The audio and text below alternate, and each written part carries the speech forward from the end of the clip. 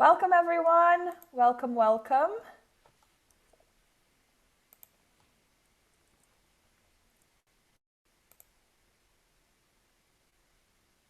Welcome, everybody. Welcome. Welcome to PM Week.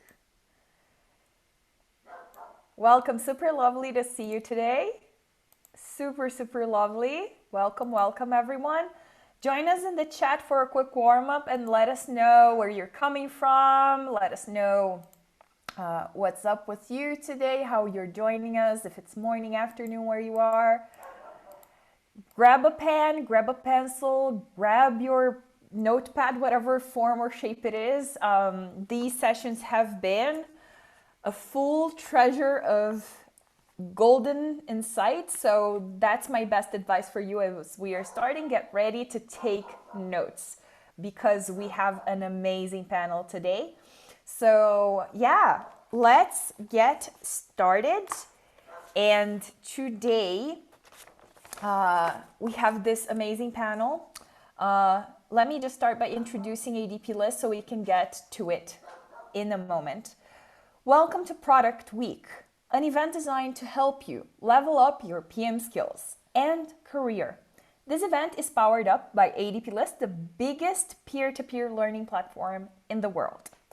If you want to learn, get mentored from the best tech talents in the world, discuss ideas and network, ADP List is the perfect match for you. We are 100% free. In this event, we have a chance for you to win an Apple Watch. For Product Week, we're giving away an Apple Watch, kindly sponsored by Product Academy. All you have to do is share what you have learned from our sessions on LinkedIn and Twitter. Tag the speakers and ADP List. Details will be shared in the chat section. Now, for us to run this section in a smooth way, a few housekeeping rules. Please keep your cameras on at all times. Please use your real name on Zoom and Slido. Presentation will be, the panel discussion will be 30 minutes, followed up by a 15-minute Q&A. For the Q&A, we are using Slido to manage all of your questions. Scan the QR code behind me or click on the link in the chat where you will be redirected to Slido and you can ask all of your burning questions. Please remember to send the questions with your name, since anonymous questions will not be considered. You can also upvote each other's questions for our panelists to reply.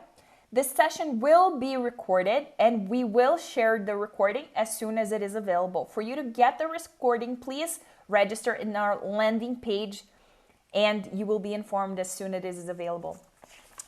Now I would like to present the amazing panelists that we have today, starting with Arthur, lead PM, group PM at Intuit, Credit Karma. We also have Emeka, product leader at Eko Innovation Center, Navneeth, senior product manager at Netflix, and Andrew, senior product manager at Monograph. Now, without further ado, I will pass it over to Andrew, who will be our panel moderator today. And I will see you in the Q&A. Andrew, please. Hey, thank you so much for that warm introduction. Really appreciate it. Happy to be here. Yeah, so just to kind of kick things off, I thought we could talk a little bit as a group about all of our unique paths into product. A lot of times when, I'm sure we've all had this experience as we're talking to other product managers, people tend to have a variety of entry points into this domain, and it can kind of help others that are interested in getting into this practice get some context around all of the different ways you can enter a product. Who wants to kick it off?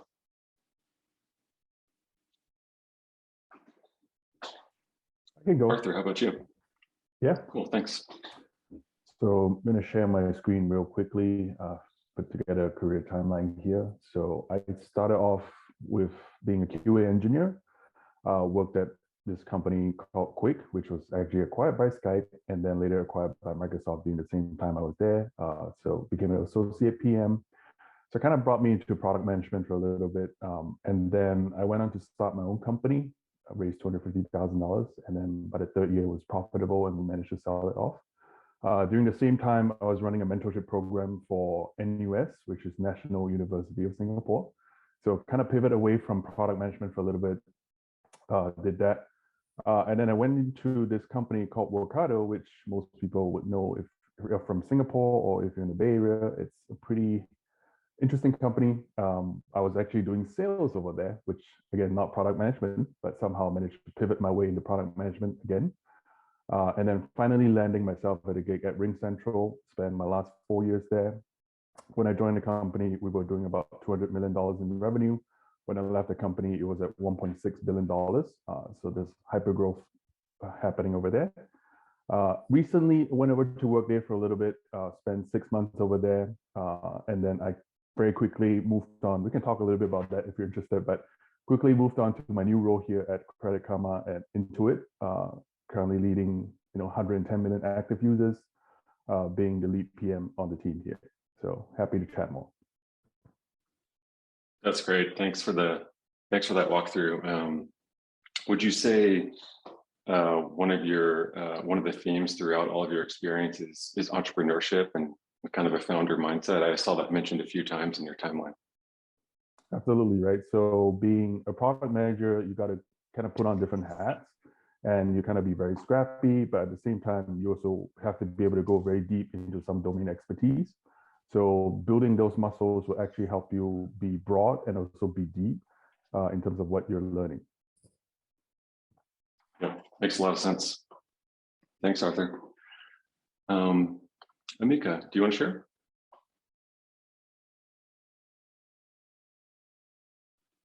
I think we can't hear you. Yeah, I think maybe your audio isn't coming through actually right now. Yeah, maybe try to change where the audio is coming from, the source of the audio microphone. Maybe we circle back. Yeah, in a minute. Yeah, sounds good. We'll give you just a second to adjust your audio settings. And Navneeth, would you like to share? Sure. Yeah, I actually have a small slide that I can share. Let me see if I can share that.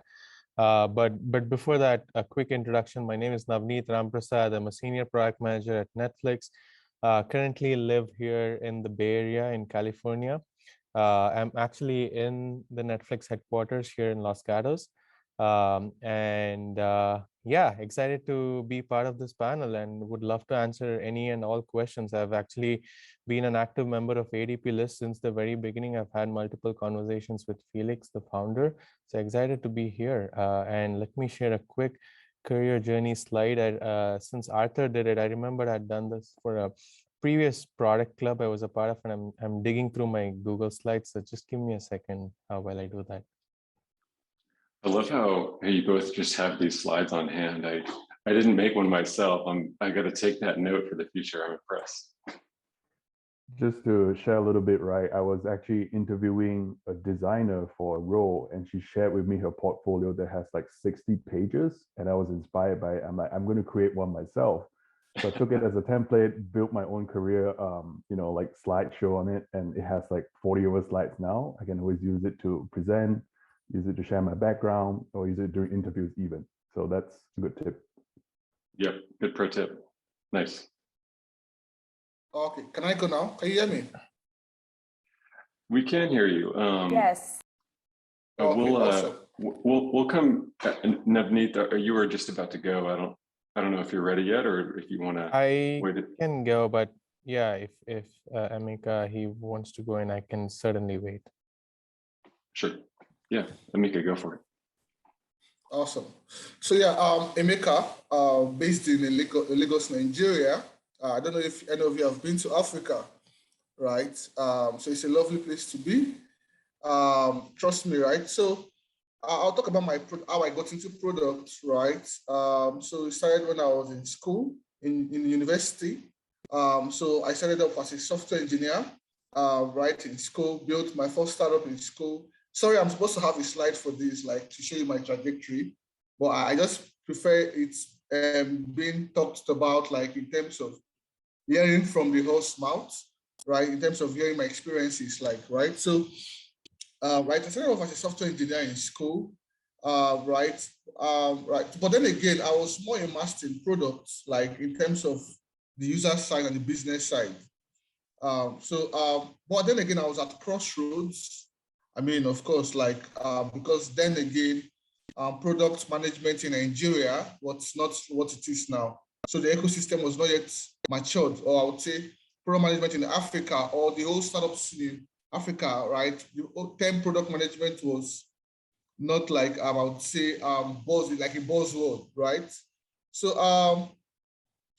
after watching a movie of Steve Jobs' biography, that was around 2013. This was a turning point for me, where he talked about how Apple was built. That is when I now understood what product was all about, like, right? So, and I said, oh man, I have to take this up as a career path, because I know we have lots of people on this call who want to come into products, right? So I took that as a career path. I mean, like, my friends were saying, no, you have to continue on software engineering or you go to do product design. And I said, no. There's a user part of this. There's a business part of every technical product, of every technology, because technology is just an enabler, right? I got into products full time. I won hackathons organized locally. I was always going with my engineering team back then to different hackathons in different cities in Africa, right? Worked at different startups, retail startups, logistics startups, right? Worked at, I would say, different multinationals, like Nestle Foods, Computer Warehouse Group. So it's not been a linear journey. So it's more like a vertical journey, like, right, across different industries, from retail to payment to logistics, right? So that's my product journey like. So I would say I sit at both sides of the table, the engineering side, the product side, and also the other side of the table, more of the angel investment side, like the founding side. So I would say product is like generalist. If you're a product manager, you are a generalist, like, because you do a lot of things from various units. All right, so that's it. I love that detail around, so it sounds like you had a software engineering background and there was a movie that was really inspiring for you, and it was a movie about Steve Jobs, is that right? Yeah, sure. I love that detail. So it kind of helped you rethink where you wanted to go in your career. That's great. Yeah. Thank you. Navneeth, you're up. Yes. Perfect.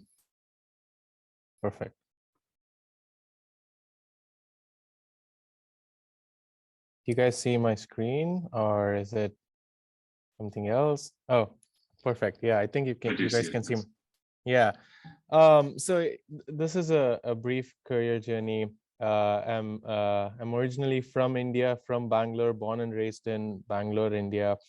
I've been there for 20 years. I moved to the US 9 years ago to do my master's here in computer science. I did my bachelor's in computer science in India. I came here to do my master's. And while doing master's, I did an internship at Symantec, which is a security organization here in Mountain View. I worked as an iOS engineering intern, built mobile apps for Symantec and for Norton antivirus. And after graduation, I was kind of contemplating between software engineering and non-software engineering, something apart from software engineering. I didn't know what product management was or what product management is back then. But I wanted to do something different, something that would give me a holistic view of the entire business and get to work with customers directly and understand their pain points and basically have a bird's eye view of what's happening in the organization and not just be a software engineer who would get requirements from someone else from above and build it. So I got an opportunity at Wells Fargo, luckily, to work as a product analyst, which was sort of a hybrid function between product management and data science. At that time, it kind of evolved into product management based on my interests and my responsibilities eventually, but the role was specifically responsible for building analytics reportings for some of the product teams that I was part of, specifically on the mobile apps team because of my past experience as a mobile apps engineer. I quickly pivoted to product management, figuring that is something that I wanted to do in the long term because of my working collaboration with product managers at Wells Fargo. So I got this opportunity at a company called Comscore, which is an ad measurement analytics company. If you've heard of Nielsen, you must have heard of Comscore, which is Nielsen's biggest competitor. They basically analyze ad spends and digital real estate for pretty much every website and every mobile app in the world.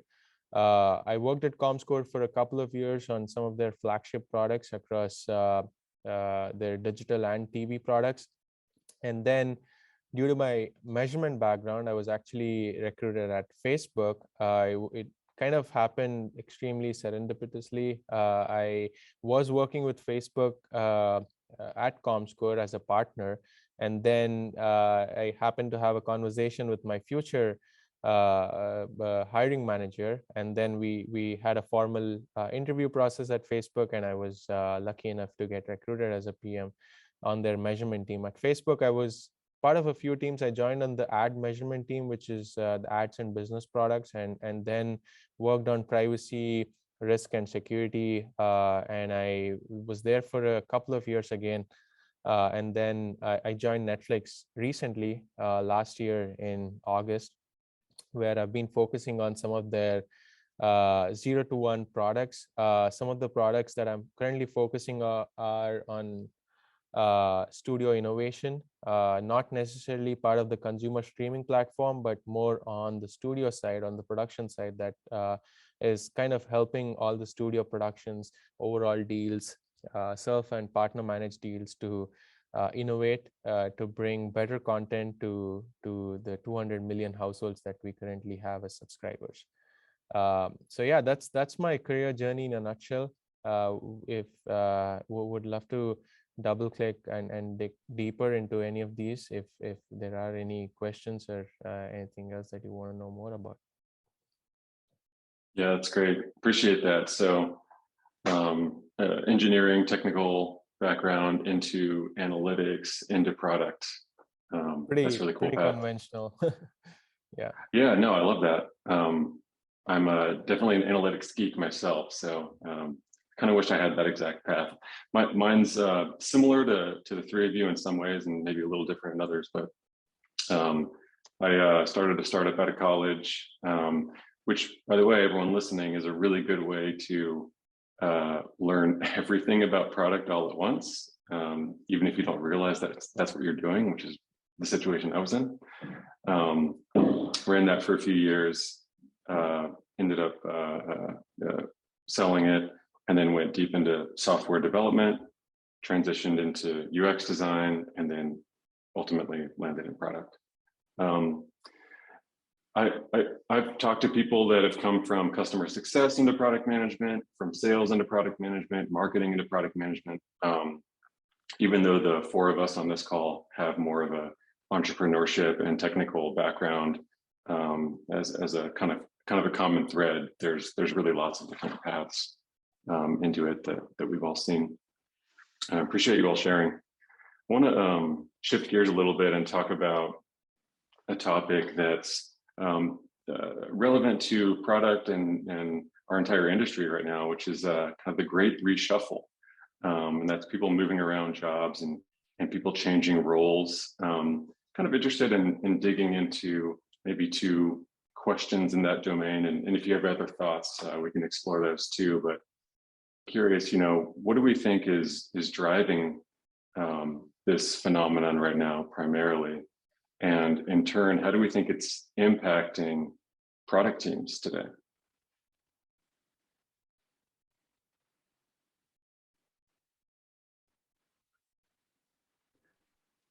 So I can start here.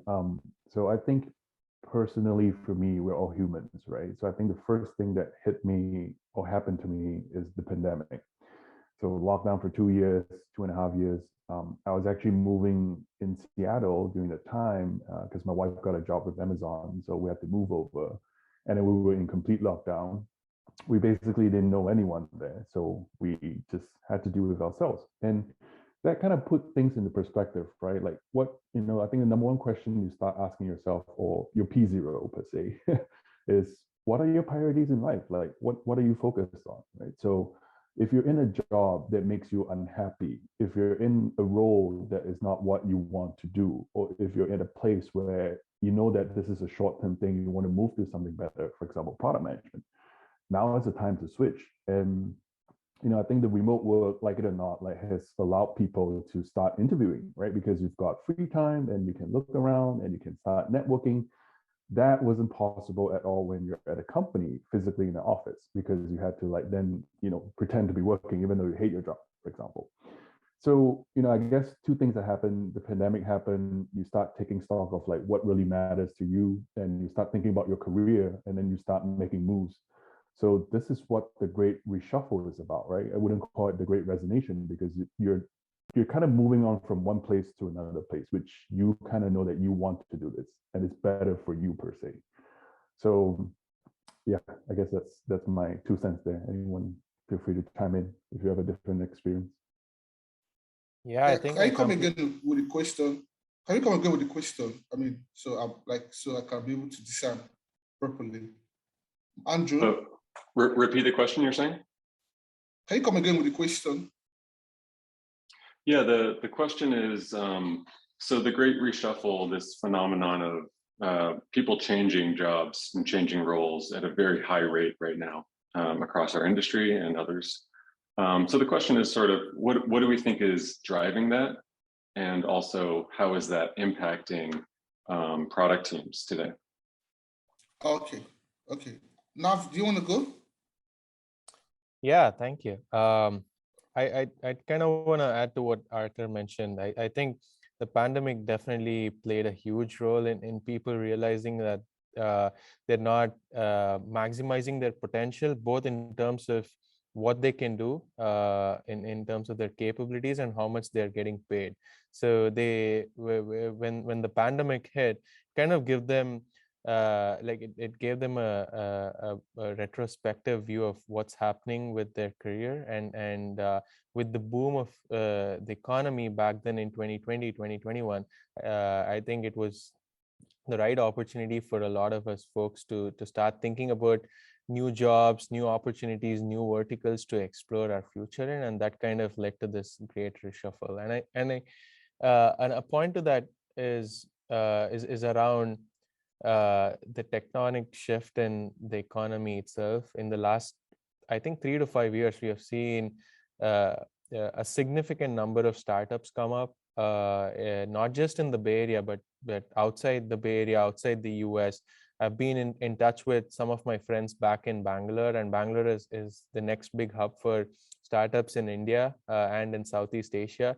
The number of startups that are being funded in India are on par with the number of startups that are being funded here in Silicon Valley. So with more startups coming up, more products being built, obviously there are more roles to be filled, right? So probably there will be a slowdown, given that the economy is kind of going through a rough patch right now, but I think we will pick it back up, because it's just a small hiccup, I believe. But I think with so many innovations happening, with Web3 getting started and everything, I think this kind of feels like people are wanting to explore and just try out new options for themselves, not just in product but outside in product. I've seen several friends of mine who are product managers explore entrepreneurship in the last several years, because VC funding has never been easier. So you go out, you try your hand in entrepreneurship, you get funding, you build something, you fail fast, you come back, or you do something else. So it's been that amazing few years for the tech world in general. So I think that kind of is the larger, I would say, trend here, which adds to this great reshuffle.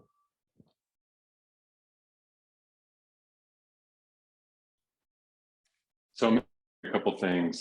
There's obviously the pandemic and kind of a lot of us sort of reconsidering what's important to us and are we happy with the work we're doing, and that combined with, you know, work from home. So we do have a little bit more free time, a little bit more flexibility to explore the network, to take interviews and take calls, and then also you're talking about startups being funded at a really high rate and people diving into entrepreneurship. So opportunities are just kind of popping up all over the place with all these new startups coming up. Anything to add to that, Emeka? Yeah, sure. So, right, I would say the future of work came to us. I mean, that's the way I see it. Like, right, the future of work came to us. Like, you know, so the whole idea of remote work was more sort of like utopian dream, right? Like more like doomsday. I mean, we never thought about remote work. So I think the whole COVID-19, our whole pandemic, changed the whole landscape of our existence as humans, because the world keeps evolving. Who knows how year 2050 is going to look like, right? Maybe we'll have, I would say, AI taking over our jobs, like the way product management is now. Maybe in 50 years' time, it will change, right? So for me, I will talk about my experiences post, like in terms of the pandemic, right? So 2020, like when the pandemic came, that was when I resigned from one of the companies I was working for, right? Immediately the pandemic kicked in, right? I knew I had some spare time in terms of acquiring more product skills, because I wanted to go climb the ladder, like in terms of the whole product ladder, right? It's very, very important to say these things in terms of, for people on this call who want to climb the product ladder, you need to acquire skills. So I joined an engineering institute called Plateau Engineering. I don't know if you are familiar with Plateau Engineering. It's based in San Francisco, right? So I mean, it was a remote sort of fellowship style of learning for product managers. You know, so I had to learn from some of the top product managers in the world in terms of things around product discovery, product innovation, product tests, product delivery.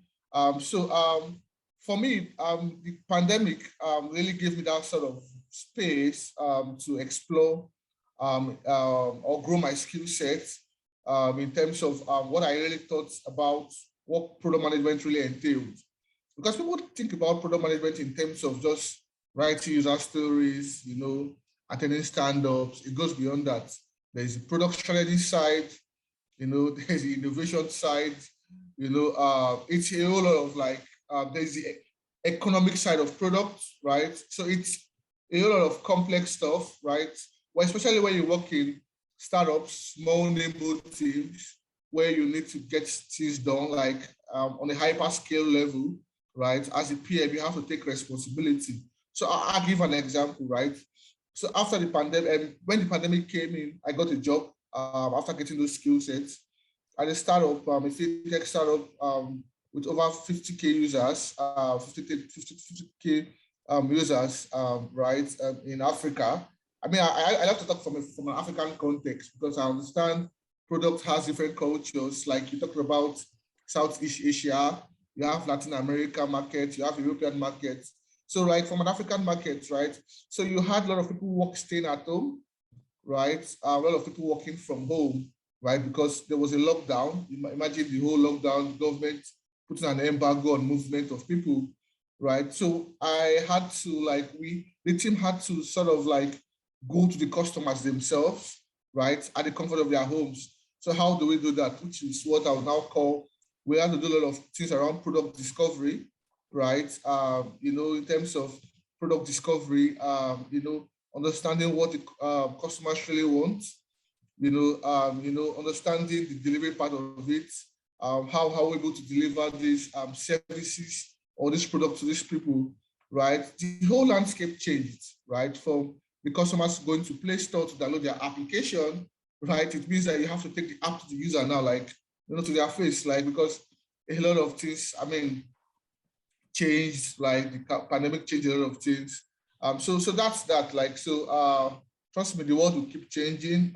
It's not going to end anytime soon. I don't believe that the world's going to end, right? For people who are religious people here, it's not going to end. It's going to keep changing, right? What we just need to do as humans, right? And which is why I talk about products from a humanistic perspective, right? Is to keep trying to make it better, have empathy for people, right? In terms of discovery parts. And trust me, we'll all be fine at the end of the day. Yeah. Cheers. Yeah. Just so you're kind of saying tons of change and just a lot of dynamics coming from the pandemic, and it's just really pushing people to jump ship, rethink how they want to live their lives and how we work and so on. Yeah. I appreciate you sharing that. I want to pause here and ask Helen if we have questions from the audience coming in, and if we do, we can shift gears into that.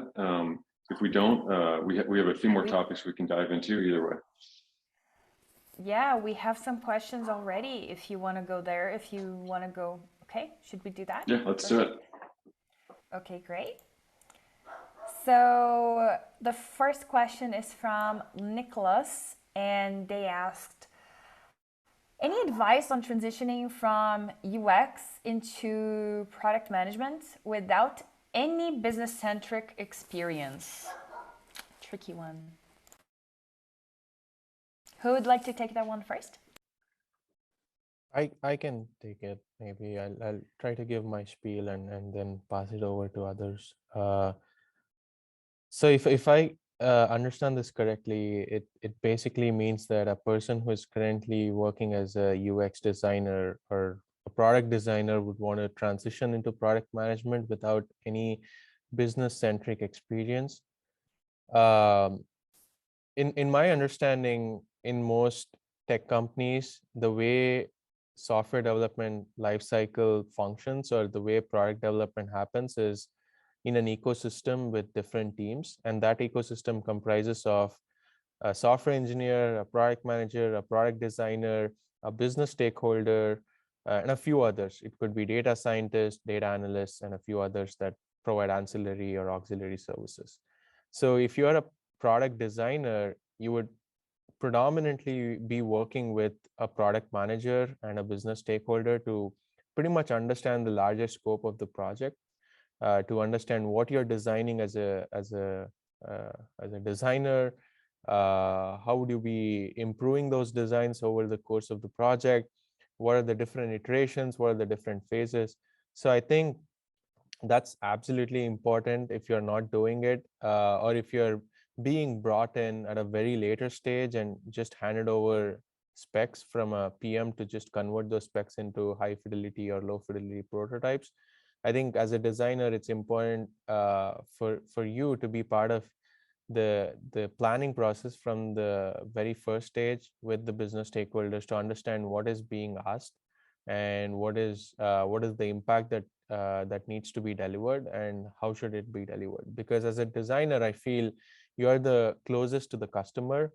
How the customer interacts with an application or a service or a platform completely depends on how a designer builds it. If a certain view or a navigation or a button or a click is different, then it could completely change the game for a product and might eventually impact the outcome of the product. So it's absolutely important for a UX designer to be closely in association with other functions like product management and software engineering. So I would say if you're not doing that already, get involved with it.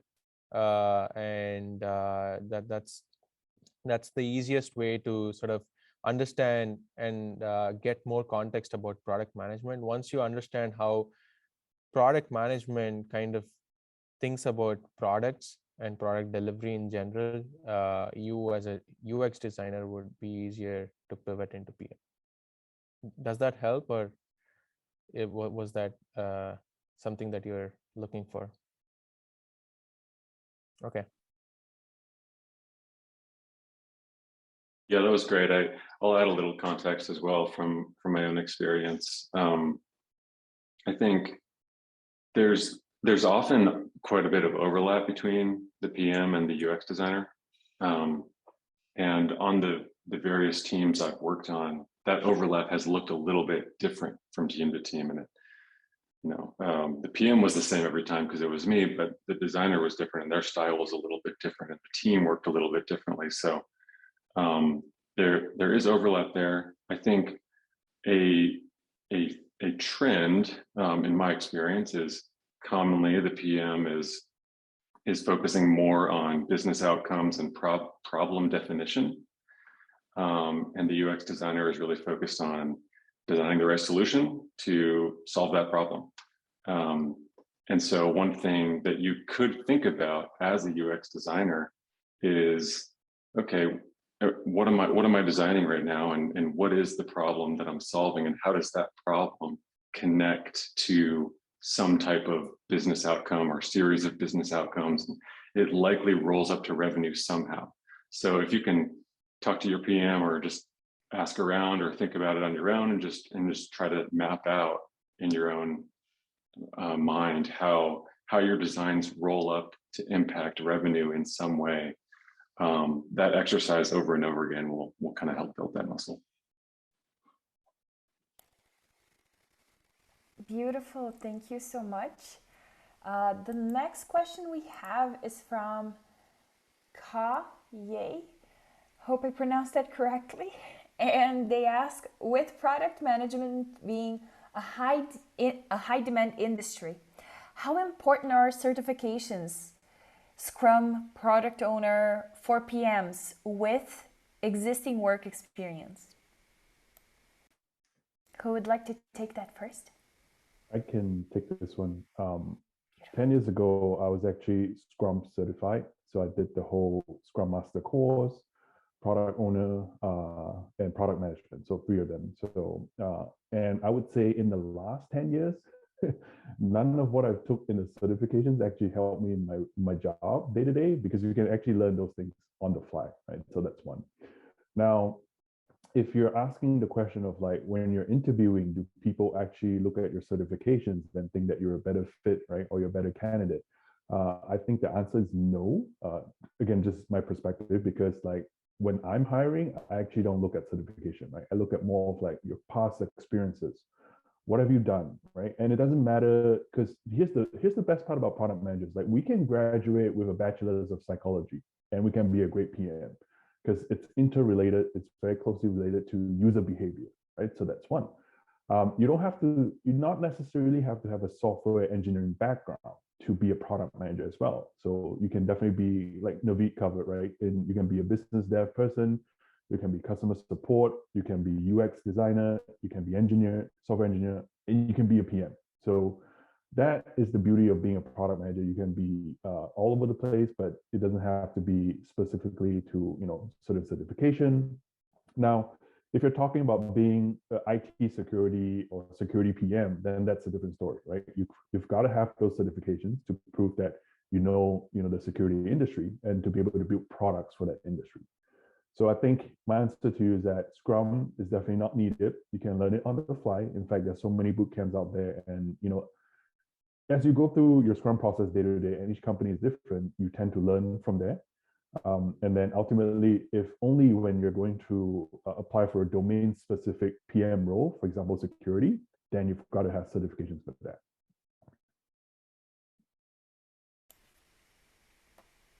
Beautiful. Totally agree. By the way, I don't think the certifications are super important, and I think you can learn that on the job. So I agree. Yeah, can I add something? Yeah, Yeah, can I say absolutely. something? Oh, okay. So for me, yeah, I would say the best way to understand something is to build it, right? Rather than being a theorist, you need to be a pragmatist, right? So it's pretty straightforward. Like you do a lot of experimentation. So for most people who ask me these questions of how to get into product, right, be it any area they come from, right? So I just tell them explore an industry segment, right? Um, get started, build a product, like get like your friends who are in software engineers, just do some sort of like hackathons, like a mini hackathon, like right, and start building stuff. Test with a sample segment, like the pool of users. That's the way to get that's the fastest hack to transition into product management, as opposed to getting certifications. Of course, certifications do help in terms of I would say getting more knowledge, but in terms of core, I would say core work, like real-time work, real-life work, you just need to get your hands dirty, because certifications will not tell you how to write PRODs or how to draft product strategy documents. Like it will not tell you how to write thesis. Like it will not tell you how to do proposals. It will not tell you how a lot of these things. Like so, you need to do it like real time in real life. So that's my own sense. Yeah. Beautiful, thank you. Let's go to the next question. If anyone has anything else to add. Okay, let's move on. The next question was asked by Yashi, and they asked, how do you stay up to date on the new technologies as a product manager? Are there any recommended everyday reading?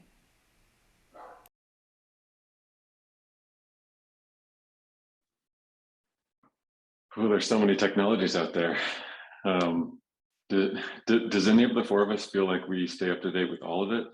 I feel like there's areas of tech I'm not keeping up to date with every day. Yeah, it's almost impossible to keep up to date, and I don't recommend anyone to be up to date, because that's an overwhelming activity, and you'd probably be immersed in just doing that. But there are several newsletters, podcasts that you can maybe read up or listen to whenever you have time. One of the newsletters that I have been subscribing for the past several years is Ben Thompson's Stratechery. It's by this economist called Ben Thompson. He is actually from the US, but he resides in Taiwan, and he writes this newsletter called Stratechery, which basically talks about all things happening in the tech world, and it's extremely informational. He breaks it down, and he has several hyperlinks that connects you to different links and different articles, newsletters. So it just gives you an overview of what's happening in the world, and it helps you stay on top of things as much as possible. Apart from that, I can also share a link in the chat here, which basically summarizes all the frameworks or newsletters or podcasts or Substack articles that are recommended or maybe helpful for product managers to understand what frameworks you have or mental models that you need to build as a PM. You definitely take it with a pinch of salt, because not everything is applicable to your role, your product, your region. So it's more of what's out there and what's their POV, but it'll definitely help you how a PM thinks about their day-to-day responsibilities. So that's my 2 cents. Beautiful. If anyone had anyone else to add? No? Oh. I can add something. So Okay. I don't read any specific newsletters. I do subscribe to a few people on LinkedIn. There's quite a few like so-called influencers, right? Depending on how you want to call them. They do put out some good content, and some of them are very controversial. So like Navneeth said, take it with a pinch of salt. And sometimes it's again, articles and newsletters and all that are all done by people as well. It's always somebody's opinion. At the end of the day, you as a product manager, it's up to you to go and validate that hypothesis, right? You figure out, is this, whatever this person is saying, is it true? Is this actually new technology? Like, there's so much going on crypto, Web3, and even NFT. Like, can somebody say that they're an expert on it? I don't think so. So really, you just got to pick something, keep reading up on it. It's going to keep changing. So there's nothing that you can sort of do to like really stay on top of it, but just go where your interest leads you to. So yeah, let me just add succinct. So for me, it's all about trying too many technologies to make you over bloated, right? So because you at the end, you don't want to be overwhelmed, like learning how to use Notion, Pendo, Amplitude, and stuff. So you just focus on what solves your problem, like in terms of like. So for me, in terms of, I'll give an example. So for analytics, I use Amplitude, like, right? I don't really stress myself with Pendo, so you just focus on the particular tool, right? That's one. Then also in terms of staying up to date with latest trends and technologies, right? You just need to subscribe to some communities, like, of course, I don't know, there are global product communities like ADPLAs, like Product School. Like in Africa, we have our own communities, right? Where we share a lot of some of these resources, up-to-date trends in product management. We ask a lot of questions on all ends, right? So that's my own sense, yeah. Okay, great. Moving on into the next question. This is from Felipe, and he asks, what is the best preparation for a PM interview? How should I share my story? Who would like to take that first?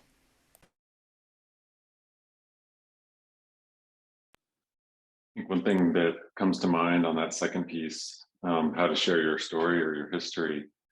I know that when I was about a year ago or so, when I was interviewing quite a bit, I iterated a lot on my story, and it was a very challenging exercise, but I managed to get my entire story down to about 5 bullet points, and that included the details about my background that I was noticing was resonating with people when I was talking to them and hiring managers and so on.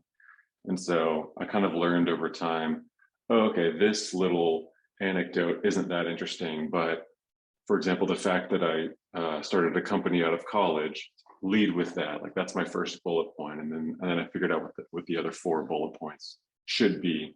And so I think it is a challenge to kind of boil it down to something very concise, but it's very powerful when you can do that.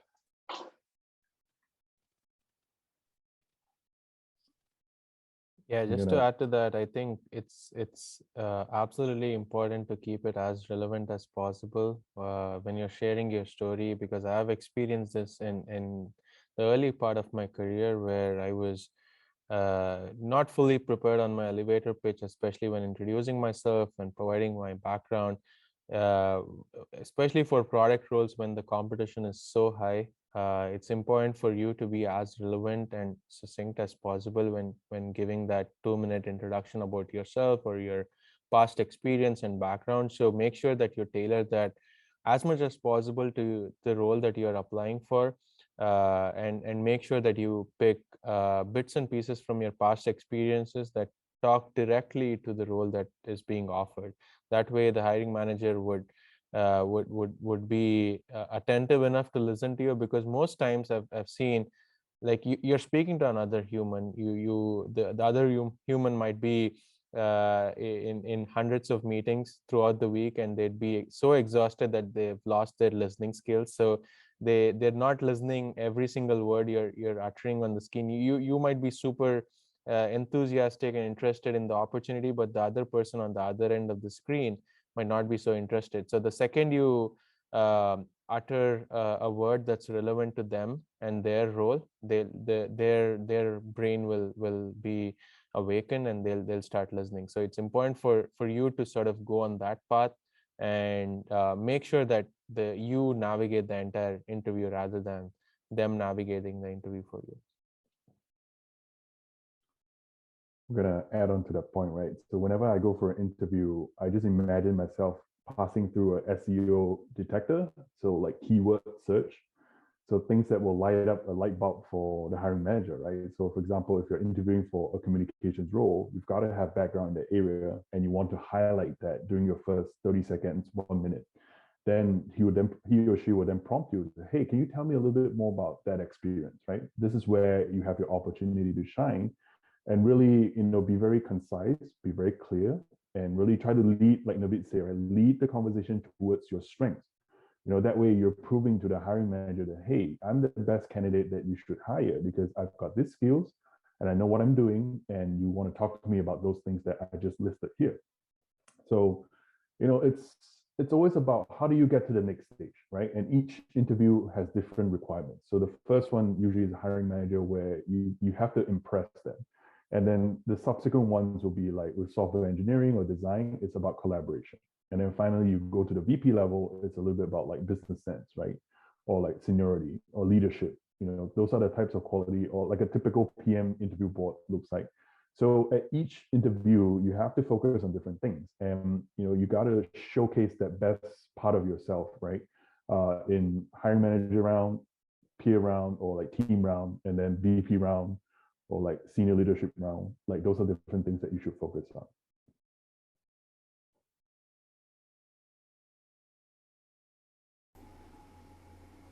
Beautiful. If that's all, anyone else have anything else to add? Okay, moving on. The next question we have is from Sardul, and they ask, any thoughts on upcoming trends in product management? What is the key PM skill that helps products succeed? Who would like to take that first?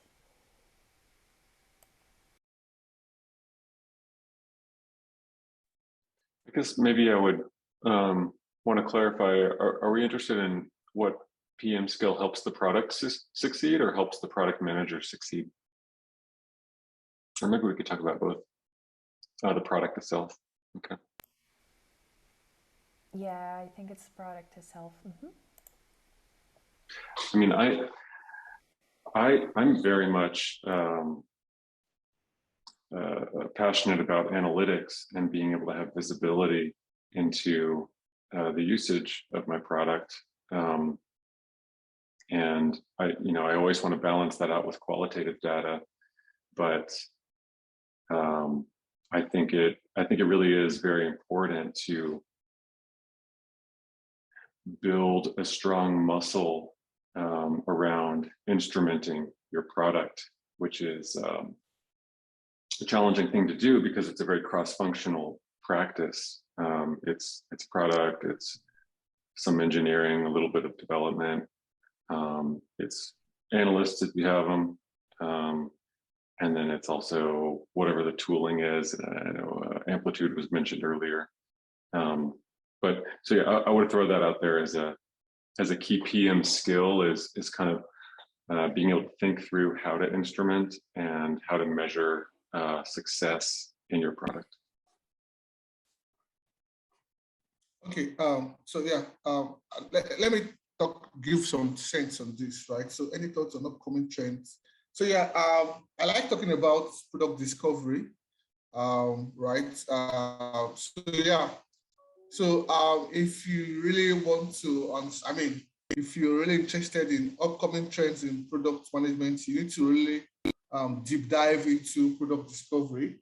Continuous discovery, right? Which is what I also call it, product discovery. So you need to understand that continuous discovery is the core of any product organization, right? So you need to understand, because it cuts across different practices, right? In terms of the whole product development life cycle, right? So think about it in terms of customer feedbacks, right? You get what I'm saying? Think about it in terms of your whole agile processes, like, your NPS, measuring your customer satisfaction, right?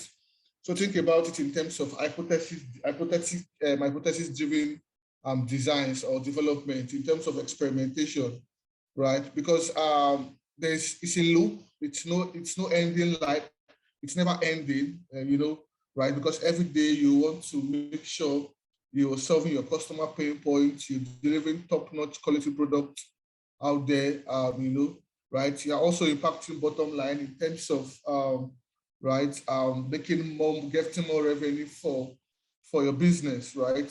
So as a PM, you need to really do much more on trendy stuff, like, because I think Teresa talked about it. I don't know if you need to read about it. Continuous discovery and continuous delivery, right? It's the core, I would say, for any product organization. Yeah, so that's my sense. And for skills to succeed, right? So so I'm a generalist. I don't want to be too cliche. So you need to be a generalist to succeed in product, right? Like Otto mentioned earlier, you can read psychology in school and become a PM, right? Become successful at product management. So you need to be a generalist. But then again, products are, I mean, we have different types of products. We have automobile products, you have technology products, right? You know, it cuts across different industries, like, so, you know, so in those industries where you want to focus on, you need to be able to understand the whole end-to-end life cycle. So take, for instance, now, if you're building software products, you need to understand the technical side of it, you need to understand the upside of it, you need to understand, I would say, the product side of it, right? If you're working on automobiles, you know, of course, definitely, you need to understand the mechanical side of it, right? So it just cuts across different segments. But then again, if you really want to succeed in terms of having a core skill set, you need to be a generalist. So PMs are generalists, like PMs who are generalists, succeed, right? Yeah, so that's my own sense.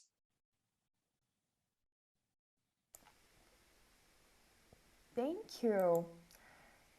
The next question we have, and probably the last question for today because we're running out of time, is from Kaylin.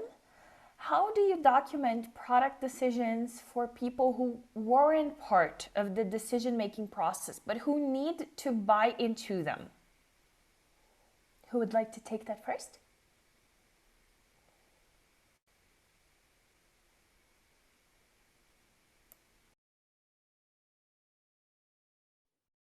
I can do it. So there are a few companies out there that have these things called PRDs, which is product documents. So basically that document is supposed to help people who are not part of the meeting make those kind of decisions. Now, there are various different levels of PRDs, right? So for example, some could range from 1 pages. So Amazon is actually very famous for that. Like, you have to be very concise and very clear about what is your impact, what are your metrics, what are you trying to do here, right? All condensed into 1 page. Apple has a traditional about, I think it's less than 10 pages. They try to keep it within 10 pages. I've seen at my current company, Intuit, we have about 60 pages PRD. So I have to go very detailed into each and every area, because as the tax product, there are many areas that span across, like, you know, legal, finance, tax, all kinds of stuff, like technical, design. So each one of them has their own section. Each one of them would last for like 4 to 5 pages. So I think to answer your question, communication skills is the key here, right? You've got to be able to condense what you're trying to do into either a 1-pager or at least like a 5-pager, and that can clearly describe what you're trying to achieve with your key metrics, and of course how, you know, you're going to solve that problem. And then those people, for example, an exec who reads that can very quickly decide, okay, I think this is what we should do, this is what we can do, let's go ahead and do it.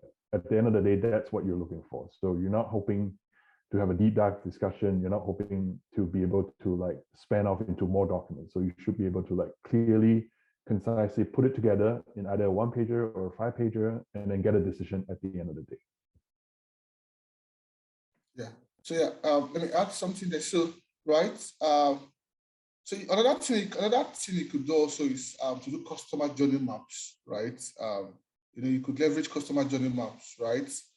So you just do some sort of like I would say some sort of like architectural diagrams showing, right, or I would say process flow diagram showing the whole customer journey, right, of how a particular product set or product feature would look like, right? You know, because I mean, you need to be able to explain to some of these stakeholders, like get their buy-in on why you really want to build that stuff, like, or why you really want to build that product, right? You know, so customer journey maps helps a lot, like, right? So I do that a lot from time to time, right? You know, before I deep dive like into the core product itself, like, so it helps. Yeah, just to quickly add to that, I think obviously PRDs would be the single source of truth for everything that's happening within the product management function. But generally speaking, I think communication is the holy grail for product managers. You would have to stay on top with verbal and with written communication. Written, now that everyone's remotely working and working from different offices and different basically everyone's remote and virtual. So I think what has worked for me in the past is to send out a weekly update, a bi-weekly update, or a monthly update, depending on the type of the audience that I'd like to involve. Weekly updates could be more of my immediate stakeholders. That would include my engineers, designers, some business stakeholders, my managers. Monthly update would be more of a leadership kind of an update, where I just want to keep it high level, just to keep them in the loop in terms of what's happening with the product, what's the decision and the direction we are taking. And also there are quarterly roadmaps as to where the product is heading towards, what are the bets that we are hedging on, what are investments that will happen during the course of the quarter. So there are several documents. I think for a product manager, it's you'll constantly be drowning in hundreds of documents, memos, spreadsheets, Google Sheets, you name it. So it's important for you to prioritize, organize, and still be on top of those things. So I'll summarize by saying that communication is absolutely important, written more than verbal in these days.